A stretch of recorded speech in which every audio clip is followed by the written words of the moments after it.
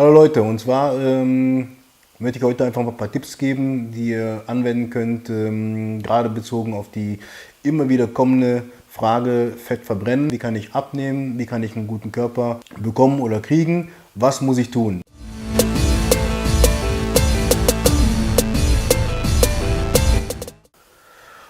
So, in diesem Video geht es nicht um eine Crash-Diät, sondern es geht einfach darum, um eine langfristige Lösung zu finden, zum guten Körper zu kommen. Dazu braucht man natürlich auch ein paar Fakten, ja, um wirklich das genau auf jeden Einzelnen auszurechnen. Das sind zum Beispiel Dinge wie Körpergröße, Alter, Gewicht.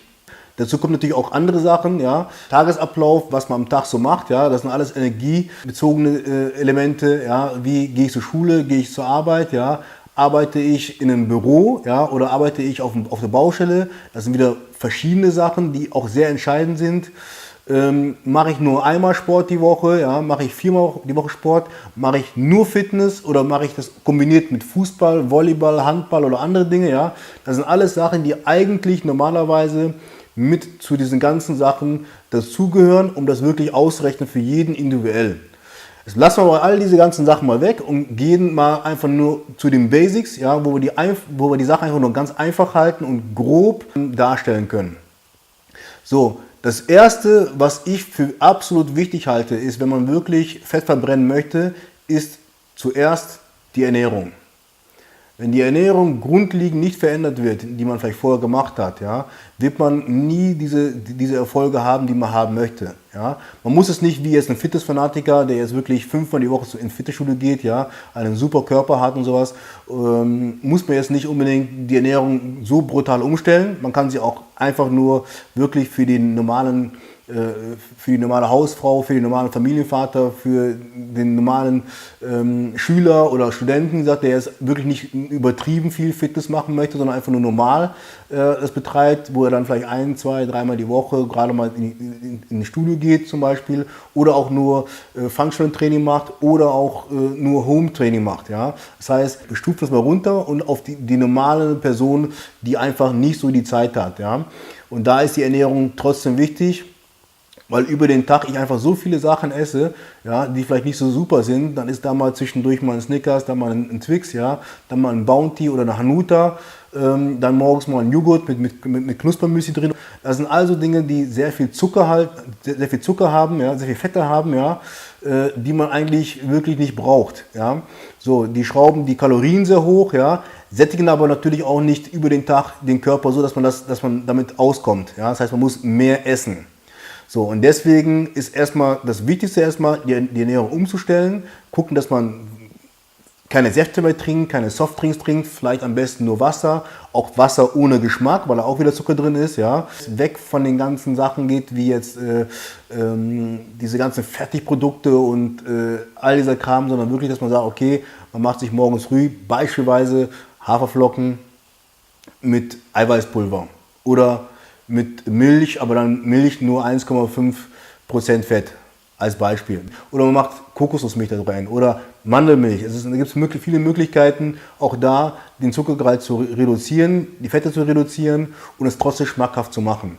Dann kann man hingehen, man kann natürlich auch Eier essen. Ja? Dann kann man sich ein Eiweißbrot dazu holen, ein vernünftiges, wo die Kalorien auch wieder niedrig sind, wo kein Zucker drin ist und solche Sachen. Also da gibt es genug Möglichkeiten, die Nahrung so umzustellen, dass es trotzdem schmeckt für jemanden, ohne dass man jetzt unbedingt in so eine Fitnesswahn, wo man sagt, ich bin jetzt wirklich jemand, der jetzt komplett die Ernährung auf Fitness umstellt und da auf Fette runtergehe, die Kohlenhydrate runtergehe, die Kalorien permanent zähle, ja, das können einige ja vielleicht auch gar nicht. Ja, ich kann es, aber andere können es vielleicht nicht.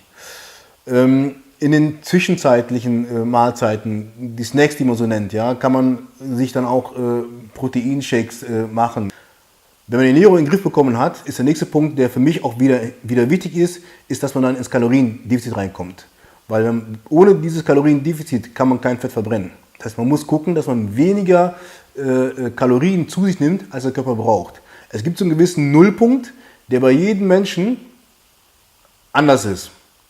Der eine braucht 3000 Kalorien, der andere braucht 2500 Kalorien, der andere braucht 4000 Kalorien, ja, um in den Nullpunkt zu sein.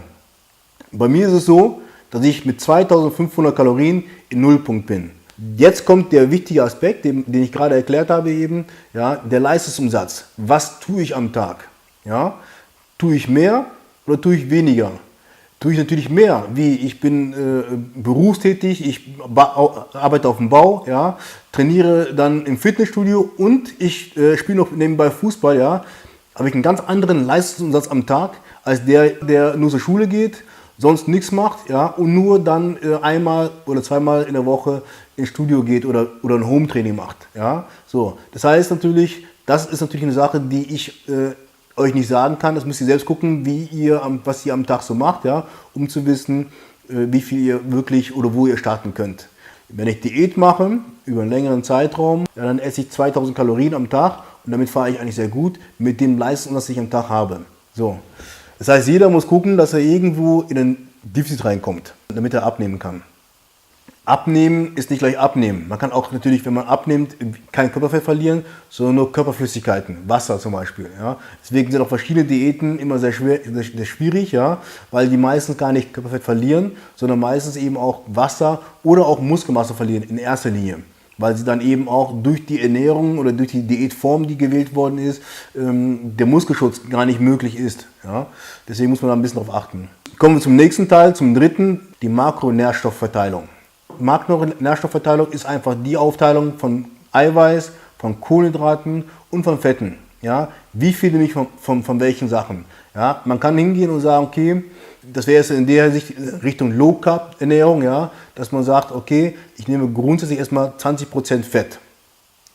Dann kann man hingehen und sagen, okay, ich nehme 30% Eiweiß und nehme 50% Kohlenhydrate. Man kann damit ein bisschen arbeiten, man kann auch hingehen, man sagt einfach, man nimmt 35% Eiweiß und 45% Kohlenhydrate. Oder man macht 40% Eiweiß und 40% Kohlenhydrate, geht auch. Ja. Das ist alles auch ein bisschen auch abhängig vom Körpertyp. Ja. Ich zum Beispiel fahre 40, 40, 20, das heißt, ich nehme jetzt 40 Gramm Kohlenhydrate, 40 Gramm Eiweiß und 20% Fette zum Beispiel. Bei der Nährstoffverteilung ist wichtig, dass natürlich man guckt, ja, dass man grob gesagt 2 bis 3 Gramm Eiweiß, ja, pro Tag zu sich nimmt, ungefähr 1 bis 1,2 Gramm pro Körpergewicht, ja, Fette zu sich nimmt und der Rest eben die Kohlenhydrate. Das kann man so ein bisschen so ungefähr ausrechnen im Hinblick auch auf die Aufteilung, die man dann vorher genommen hat, ja, und da hat man ungefähr den Rest raus. Und dann kann man an den Kohlenhydraten ein bisschen arbeiten, man kann sie ein bisschen reduzieren, ja, sodass man natürlich auch nicht zu viel Kohlenhydrate hat. Last but not least kommt dann der Sport. Nach der Ernährung, nach den Kalorien und nach den Makronährwertstoffen, parallel zu diesen anderen Dingen, die ich mache, eben auch Sport zu betreiben. Egal in welche Hinsicht, ob ich jetzt in ein Fitnessstudio reingehe, ob ich jetzt draußen laufen gehe, ob ich in einem Verein spiele, spielt keine Rolle. Ja. Treibt auf jeden Fall mindestens 30 bis 60 Minuten Sport am Tag. Vielleicht nicht jeden Tag, vielleicht jeden zweiten Tag, ja. 3-mal die Woche, 4-mal die Woche, ja. So mehr, so besser. So mehr ihr verbrennt, ja, so besser ist es auf jeden Fall für die Fettverbrennung. Und die meisten scheitern immer deswegen, weil sie anfangs sehr viel machen und später machen sie weniger und dann kommen sie wieder in den alten Rhythmus rein, nehmen wieder zu, werden wieder dicker und jeder wundert sich wieder. Deswegen von Anfang an das machen, was ich langfristig auch mir vorstellen könnte zu tun, ja, im Hinblick Ernährung, Kalorien und auch Sport und das dann eben auch immer weiter durchführen. Dann werdet ihr auf jeden Fall eure Ziele erreichen. Ich hoffe, ich konnte euch helfen, deswegen guckt mal, was passiert. Ich wünsche euch alles Gute. Bis dann, euer Giovanni. Ciao.